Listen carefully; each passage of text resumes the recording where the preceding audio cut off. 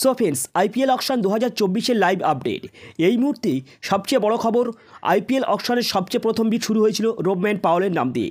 শুরুতেই ঝাঁপিয়ে পড়ে কেকেআর। তো রোবম্যান পাওয়েলের ওপেনিং বিড শুরু হয় 1 কোটি থেকে।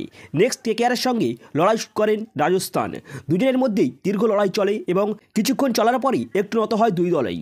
শেষ হাসি হাসেন রাজস্থান রয়্যাল। রোবম্যান পাওয়েলকে 7.40 কোটি টাকার বিনিময়ে দলে সামিল করেন Rajasthan Royals. Next Rilee Rossouw, তিনি আনসল্ড থাকেন। তো নেক্সট অকশনে হ্যারি ব্রুকের নাম আসে। দিল্লির সঙ্গে রাজস্থানের রয়্যালের লড়াই চলে। শেষে দিল্লি ক্যাপিটালস 4 কোটি টাকার বিনিময়ে হ্যারি ব্রুককে দলে সামিল করে। গত বছর হ্যারি ব্রুকের দলে সামিল করেছিলেন 13.25 কোটি টাকার বিনিময়ে সানরাইজ হায়দ্রাবাদ। কিন্তু 2024 সালে অকশনে তার 4 গুণ প্রাইস কমে গেল। সে 4 কোটি টাকা বিক্রি হয় এবং 2024-এ দিল্লি ক্যাপিটালসের হয়ে মাঠে দেখা যাবে তাকে।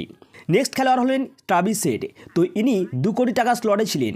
অকশনে নাম ওঠায় প্রথমে কোনো দল বিড শুরু করেননি, কিন্তু কিছু সময় যাওয়ার পর সানরাইজ হায়দ্রাবাদ বিড শুরু করেননি। মনে করা হয়েছিল প্রত্যেক ফ্র্যাঞ্চাইজি ট্রাভিস হেডের দিকে নজর থাকবে, কিন্তু সানরাইজ হায়দ্রাবাদ ও সিএসকে ছাড়া অন্যান্য কোনো ফ্র্যাঞ্চাইজি আগ্রহ দেখায়নি। ধারণা ছিল 10 থেকে 15 কোটি টাকা বিক্রয় হতে পারে ট্রাভিস হেড, কিন্তু মাত্র 6.80 কোটি টাকার বিনিময়ে সানরাইজ হায়দ্রাবাদ দলে সামিল করে।